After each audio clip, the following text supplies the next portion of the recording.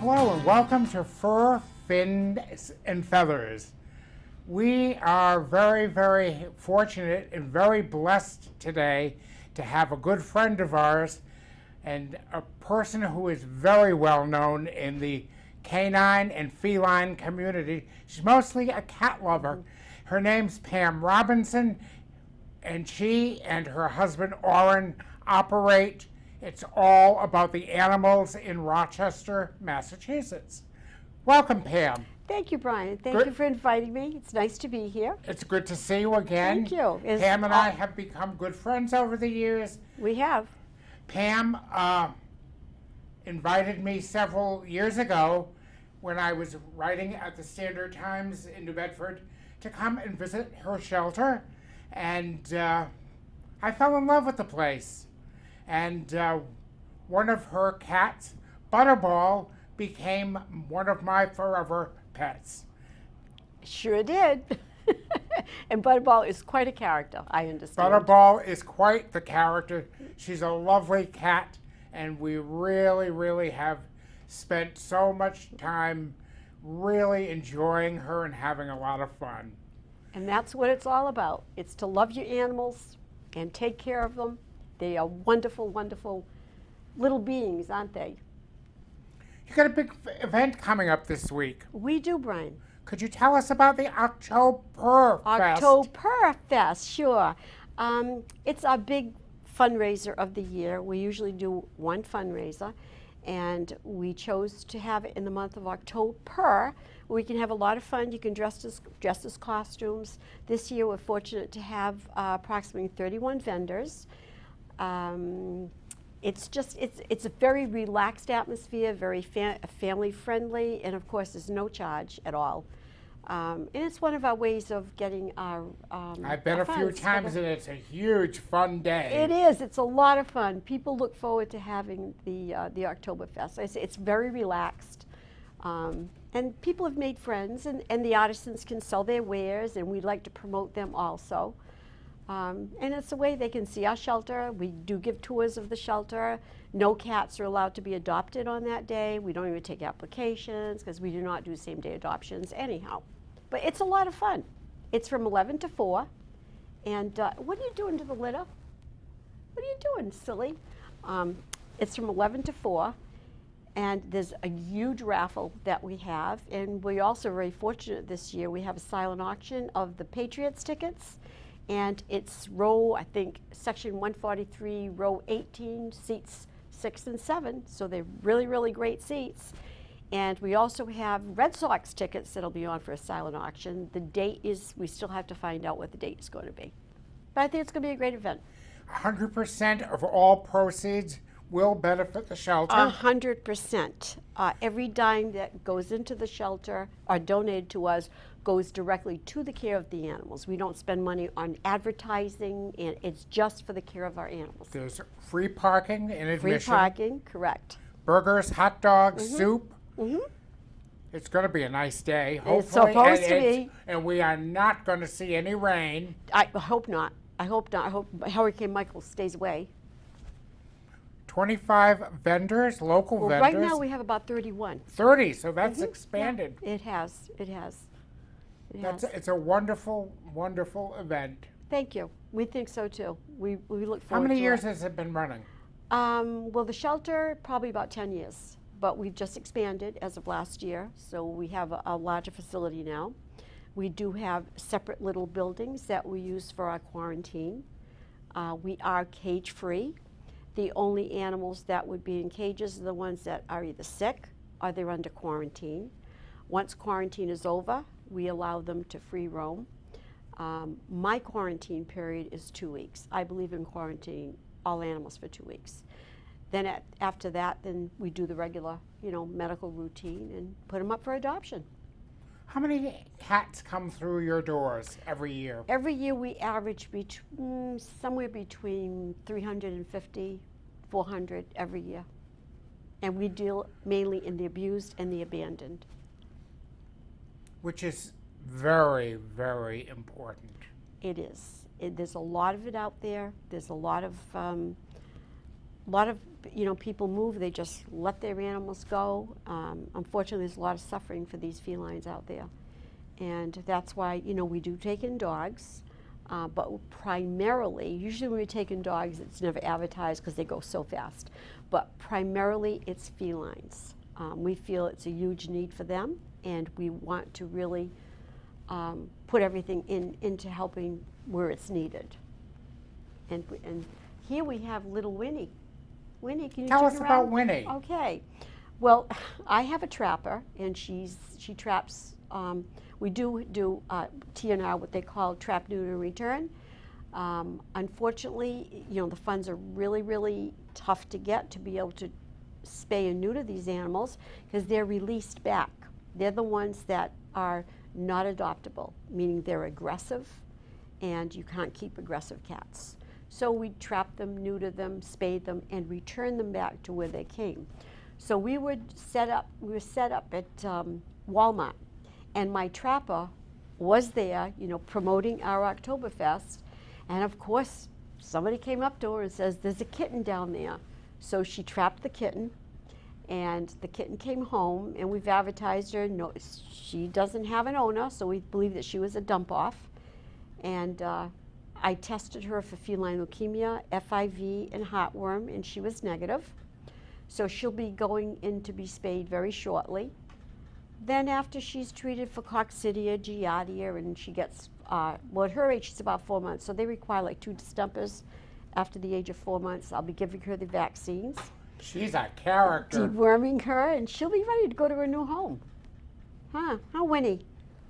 Huh, Winnie? Yes, she is. She's a doll. She's lovable. When we first got her, she was very, very skittish. You know, they don't know whether to trust you or not quite yet. So you have to earn their trust.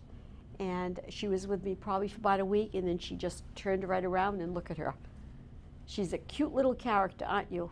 Aren't you, Winnie? She is what we call a dilute tortie, because the colors they're not bright orange, they're not very vivid. So that's called a dilute. And a tortie, because everything's molten in. It's all kind of blends. So And it's a she tortoiseshell. loves people. She does. She is definitely a people cat. She will climb on your shoulders. And I'm surprised she's doing so well in here because she's been running around, free roaming, and now I have her in a cage. But she seems to be doing pretty well. But she's very, very sweet. Aren't you, Pumpkin? Aren't you? Pam, can you talk about some of the cats that have been abandoned Well, let's just try over the years? All right, let's just try to stick to the good ones because there's a lot of sad. Yeah, sad, there's a lot of abuse. Lot of sad out there, and I'm talking about, we're looking for some positive exactly stories. positive stories. Well, we had one cat Excuse me. that was chased up a tree by a fisher cat, and it was during Christmas Eve. And we got a phone call. We went out there, couldn't get her down. We ended up calling a tree service. Their bucket truck wouldn't fit. Well, this went on for about 7 days. Meantime, we did get a hold of a town fire department that was able to go up with its ladder, but the cat had climbed 75 feet up the tree. By the time we got there, it was 85 feet up the tree. Now, I'd been there for 7 days. So I had a tough decision to make. The cat was dying up the tree, and the cat was, I was afraid of frostbite. And very hungry. So, extremely. But the cat was very still. The cat wasn't, I don't think it was going to make much longer up there. So unfortunately, they couldn't reach the branch, and I had to make the tough decision, cut the branch. They cut the branch. The cat went, now this was on the edge of a wood line. They cut the branch. The cat landed in the only clearing that was about 6 feet in diameter with no branches coming up to impale her. So she made a big boom. She landed. My husband and I were out there all night long, crawling on the ground. We had snowsuits on to try to find her. Finally, we got her the next day. The only problem she has, she tore a hamstring muscle, and we named her Fortunate. She got adopted to a lovely home, and she's just an awesome cat. So that's one good story. The cat really had gone through a lot. Then we have Captain Hook. We got a call. This cat had been stuck in the ground by this, like a fishing lure with a long metal rod. that had impaled itself in the ground, but it froze, the ground froze, and the cat had a huge hook in its mouth and couldn't get it out. So we had gone there and we managed to get the cat with the hook, because you couldn't just rip it out, you don't know what you're working with. So we got the cat in a carrier, we rushed her down to the vet, and she had to have major surgery. The hook was removed, but it became all necrotic, which is rotted tissue in the mouth, so all that had to be cleaned out, and the cat did phenomenal, got adopted, and is as happy as can be. So there's some very sad things with very happy endings. We've seen some remarkable stories. Yeah, yeah. There's a lot of them. You know, these are the two that just stand out. But there's so many. There's hundreds of others. Hundreds of others. We had a kitten that was found in a chicken coop, and some wire impaled its eye, and we had to have enucleation done, which is the removal of the eye. The cat did phenomenal. It's been adopted, and they just love it. Cats can do very well with one eye. It adjusts to it. But she's doing terrific. So there are happy endings. A lot of sad things, but a lot of happy endings. And then, of course, we get the others that, thank goodness, there's nothing wrong with them. You know, outside of you have to deworm them, you have to test them outside of that. But it's a great thing I'm to do. always enthused, and I always enjoy watching people come to the shelter, and they come in and they look around and they love the cats. They do. They do. They love the cats. And it's a big difference when you have cats that once they're over quarantine, you get them out of cages and they can roam around. It's a big difference because you can sit there being relaxed, watch the animal, learn the temperament of the animal, see the cat out of the cage.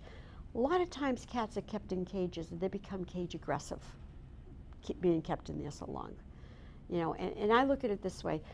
How would you like being kept in one small room all the time? They can't get out and socialize. They can't run and play. And cats love to stretch. They love to climb. Being in a cage, you can't do that. So once they're off the quarantine that I set, which is a 2-week quarantine, once they're off of that, then they can roam around and climb up on the shelves and just have a good time. Tell me about the shelter. Okay, well, we're quite different. It's truly a unique facility. It is. We're quite different. We have, of course, it's all free roaming, the shelter. It's all based around the cats. They can do whatever they want to do, but we also have French doors that go out into a catio. The catio, it's a good-sized catio. It's fisher-proof, coyote-proof. It's all open. And there's a tree in there they can climb. There's shelves up on the side. They can climb up on the shelves. And it's cathedral ceiling. So they also have access to beams going across and boards that my husband built. So they're outside. They feel like they're outside, but they're very safe. No fishes are going to get them, or coyotes, or hawks, or eagles, or owls. So they just roam around. They just go crazy. And I also have, which is wonderful, a huge gerbil wheel. That's what I call it. It's a big round wheel. And the cats, once one starts on it, the others learn from it, and they spin that wheel and spin that wheel. And all you hear is, the wheel's going round and round. So it's a nice environment for them, a lot of room. And then the other side of the shelter also has French doors. Those doors are closed when it's kitten season, because that section is used strictly for kittens, because you should not take kittens and put them right in with the general population. Their immune system is low. It's like a baby. You know, they don't have a good immune system, and they can pick up anything very easily. So you keep them away from the mainstream. Then when they're older, then you can let them at it. You have made this your life's work. Absolutely. Absolutely. Your husband, Orrin, yeah. We 100% like this. I don't like to call it work. It's an endeavor, because we do not get paid. We do not get any funds at all. All volunteer. All volunteer. We don't get reimbursed for gas. There's no exchange of money whatsoever. So I like to call it my endeavor, my chosen endeavor. And I like to I call myself the head pooper scooper, which that's what I do. You know, I have to work like the other volunteers. And no, we enjoy it. 100% we enjoy it. I would never want to give this up. And you are blessed with a very good husband. I am. Who is 100% He's the part bottle, of this. He's the bottle feeder. He bottles feeds all the newborn babies. So if a baby comes in, and we've had him as young as an hour old, he will mix all the formula and he'll be up bottle feeding. But if we have a lot, we like to take turns during the night because you cannot, one person can't do it. You know, one year we had, I think the most was something like 17 bottle babies that we had to feed. At one time? At one time, yeah. So it's a lot. It's a lot, but we enjoy it. You know, and then we'll take them in the, well, it depends if we have an ICU unit, which is computer programmable. You can put a nebulizer, you can connect oxygen to it. So sometimes these babies come in pretty bad shape. We'll put them in there. We'll bring that portable unit right into the home with us. That way we can watch it 24 hours, which is a good thing. But no, he's 100% for it. I'm 100% for it. And we just love being with the animals. Talk about some of your volunteers. They are some really wonderful, exceptional people. I have some real awesome volunteers. I have some very dedicated volunteers. We're just really lucky to have the crew that we have. And we like to call ourselves a volunteer family because we go beyond just the volunteer. You know, there have been friendships that have grown out of this, and occasionally we'll all go out together. No, I am really blessed. I've lost some good ones, though. I've lost some really good ones. They've moved. One just moved to Rhode Island. Another one got a job transfer and moved out. So, you know, you miss them, but we still keep in contact. You know, but we're very blessed. We've had some, and do have some very, very good volunteers. And they've come out with this Oktoberfest, and they've just done a phenomenal job getting sponsors. And you know, if you're going to run a shelter, you have to consider everybody on a whole. They get involved in everything. You know, I like to involve them in what's going on at the shelter, so they're all aware of what has happened to one cat, because sometimes cats don't make it, unfortunately. You know, so we don't hide it. This is what happened. It's reality. It's sad, but it's a big family. It is. It is, and we're very blessed. We are. Yeah, I've got some good. We're a lot of fun. We're a lot of fun. You have to be a little crazy to do this, and you know, it's a fun group, and we are a little crazy, but you have to do it. How can people help you in your work? Well, and your always good, dedicated volunteers. We're always looking for that, and of course, there's always help with medical expenses. I mean, some of our medical expenses are over the roof. Over the roof. We had one cat, I think you remember this story. She was pregnant and they stuffed her in a 6-pack cooler, and we had to have emergency surgery on her. It was $4,132.32. But she survived, but the medical could be very, very high. So veterinary expenses are astronomical. Yes, but you know, and I work with a vet. I mean, that's another part of the family. I have a phenomenal veterinary support system. Phenomenal. I mean, I can pick up the phone anytime, the day or night, and I can get a hold of them. They're absolutely phenomenal. And of course, they do give me a wonderful break, but you know, a lot of people don't realize the prices of the medicines, the anesthesia. It's expensive. You know, a lot of people say, oh, don't they do it for nothing? No.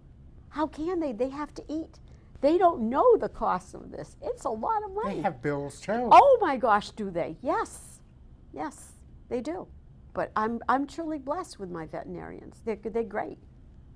I said we're very fortunate with the volunteers that we have and the support system with my veterinarians. They're just beyond. Yeah, my veterinarian comes to the shelter all the time. Her daughter volunteers, and she's always, read this, read that. She's always, you know, like trying to push the knowledge on me, which I really appreciate. Yeah, so. It is a wonderful, it's almost like a ministry that you have. Yeah, yeah, But I guess you. There's no I'm not going in today, or I'm not staying around today. Well, I mean, People, you are there oh, 24/7. we have no days off, whether it's Christmas, I don't care. I've been at somebody's house at 5:30 in the morning. We've had people call me 3 o'clock in the morning. I mean, we are, hence the name. It's all about the animals. It is. It's a commitment that you have to make. If you're not going to go, if this isn't a 8 to 5 thing, you have no choice. You have to be there. Now I'm not there now, but I have volunteers that are there. That has to be manned. You have to be there. There's no days off. There's no vacations. So when What's you a leave, vacation? when you leave now, you're going Right to home, the shelter. Right to and the you'll shelter. be getting. Yeah. Oh no, I'm making one stop. I have to get a hair clip. But you've So, got to I'm going- get. You've got to get ready for dinner tonight for the crew. For them, not for me. No, for the them. crew. For them. I mean, How many cats do you have at the shelter right currently? now, I only have probably about 40 right now, I guess. Yeah, I think maybe I have about 40. Yeah, and I have some kittens out in foster, which will be coming in, but some are going out, some are being adopted. So I keep my numbers probably around 50. If you start going over that, you're gonna have a lot of problems. You're going to start having issues, stress issues, and by overpacking, you're not helping the animals. You have to keep them comfortable at all times. People can buy gift cards for you. Absolutely. Oh, Those are necessary. absolutely. We use gift cards from, there's a wonderful place. Well, they're all good. Pet Supplies Plus in Fairhaven. You've got Petco, Amazon. Amazon's phenomenal. Chewy's another phenomenal one. So there's a lot of gift cards you can get, even getting them online. Absolutely. All that helps us because it's less food we have to buy. So gift cards are a great thing. Cat food is expensive. It's very expensive. Tell me about it. It's very expensive. Butterball eats yeah. well. I know. And we try to stick to the higher end foods for our cats. When they come to us, they're emaciated, they're full of worms and intestinal parasites, so we have to build them up. And to build them up, you have to start with the good food. So they all get top of the line food when they come in, all of them. This one's very content. She's out like a light. Now she'll be ready for adoption when? Well, I tested her for, I think I said leukemia, FIV, and heartworm, and she was negative. She's already had 1 round of deworming. She's had 1 distemper. Then she's probably going to be going in, I think her appointment is in about another 2 weeks, I think. She's going in to be spayed. Then she'll get another distemper at that point, and she'll get microchipped. And then she'll be ready for adoption. All our animals get microchipped. Everybody will get a microchip. Everybody gets a microchip. Yep. And it isn't a GPS. A lot of people think, oh, it's like a GPS, I can find my cat. No, it isn't. A microchip is a little, it's like a little grain of rice bead that is inserted through a needle in the back of the animal's neck. If the animal is found and it goes to a shelter, most shelters have scanners. Or if it goes to a veterinary hospital or even animal control, they'll scan the animal. And the important thing to do when you scan an animal is always scan the entire body, because those microchips can migrate and end up in different parts of the body. So if you just scan behind the neck, maybe the cat does have a microchip, but it could have gone towards the back or turned under. So that's a good part about microchipping is, at least if it's found, you scan it, and in 3 minutes you can find who that owner is. So microchip is very important for all dogs, your dogs, cats, all animals. Yeah, it's a good thing. We've talked about many things this afternoon, but one thing that I've been very interested in, I'm seeing a lot in the press lately, are Fisher cats. There's lots of Fisher cats, and people say, my cats run fast. Well, I don't want to tell you, but your cats can't outrun a Fisher. The thing with a Fisher, if a cat climbs a tree, the Fisher will climb a tree up to 50 feet. Then it tends to give up. The Fisher can climb back down because the way its back legs can do this. If you look at the back legs of a cat, the claws aren't curved, they're more straight. So a cat can climb up. A cat has a very, very hard time climbing down, especially from a great distance, like this one cat I told you that climbed 85 feet up a tree. Fishes hunt not only to eat, but to kill. And that doesn't mean everybody has to go out and kill a fish. That doesn't mean that. What it means is the pet owner has to become more responsible and realize this is wild animals. They belong out there, whether we like them or not. They belong out there. It's our responsibility to keep our pets in so they're not getting attacked by coyotes or owls, or eagles are taking a lot, or fisher cats. That's up to us. Like I said, that is wildlife. They belong there. Don't go around killing all the wildlife because they're getting your pets. Be responsible and keep your pets inside. Owls can be very dangerous. Owls can't they? can be terrible. I didn't shut my phone off. I'm sorry. Owls can be terrible. Owls pick off a lot of kittens.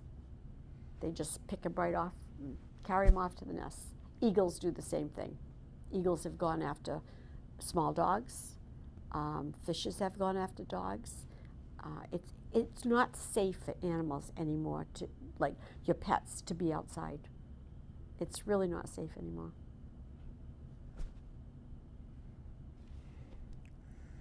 I don't know how much time we have left. I don't want to. We're getting ready. Yes, I'm getting signaled to end.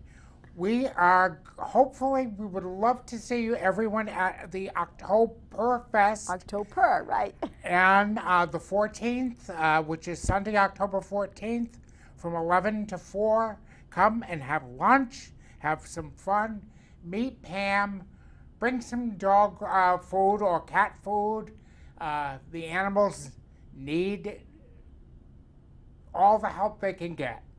It's great seeing you again. And thank you, Brian. So much. We'll have you come again, and we will bring this lovely little girl again. And thank you for inviting me. It's a pleasure. Always fun to meet you and see you again. Thank you.